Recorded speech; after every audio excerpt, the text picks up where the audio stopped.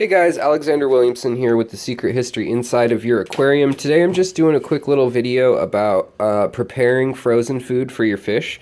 I have Pelvica chromis, Tenateus, Nigerian red, a pair of them that I believe may have a brood right now, and so it's more important than ever to make sure that they're getting proper food.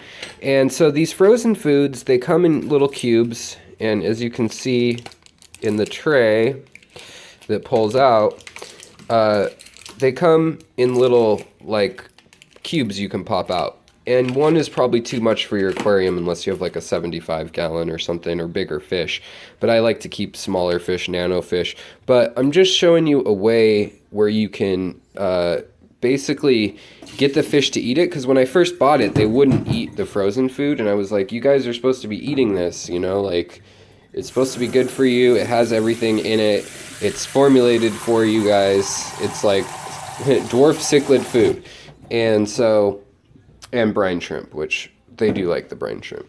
But so I take hot water, like really hot water, and then I take another little dish and I put that in there like I'm making chocolate or something, like a double boiler setup. And then I just allow that to melt the cubes, and I break them up as I go, kind of. And I let a little bit of water in, and then that way it makes a slurry, and then I go around to all of my tanks and I just portion that off as it's mixed up. So hold on a sec, you'll see it mixed up, and then I'll show you feeding time. So just a nice little easy tip, short video today.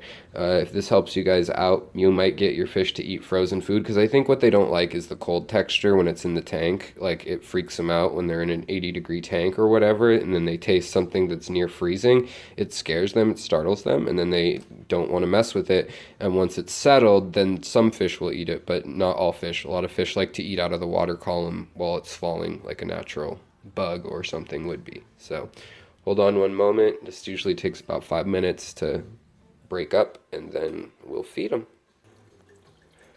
Alright guys, so now we've got this lovely mix of Soylent Green, or Slurm, or whatever you want to call it.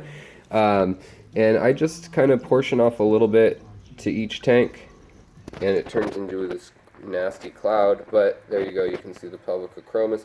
Even the female that has been watching her den nonstop for days, she came out from the den to get some of it, and they usually put it in their mouth and they feel it and they decide if they want it, and then they spit it back out, whereas the guppies just mow down on it immediately. The killifish are more, sometimes they don't eat out of the water columns, they kind of just check it out. But see, the female, she's going to go right back to her nest to make sure that it's safe. So let me show you the big tank. The endlers also, if you didn't catch the live cast last night, they had babies last night also. Big tank, you know, it's important to feed your fish, like your tetras and things, vegetables, even if you don't think about it, but they do need vegetative matter. Like, it's a part of their diet. So it's as easy as this. And also your shrimp, or if you have any catfish or shrimp or anything like that, they should kind of clean up after a lot of it. So it kind of makes a mess in your water column. If you have a strong filter, you might want to turn it down, but the fish are definitely, that's probably way too much for this tank, but there's new babies in there, so that'll let them graze all day long. So alright guys, well, I hope you enjoyed this little tip. Maybe you learned something, maybe you didn't, but this helps me, and having that warm food texture to these things really helps the fish eat them and not freak out by them. So alright guys, I'll talk to you next time. Don't forget to like and subscribe if this helps you out, and I'll talk to you later. Bye.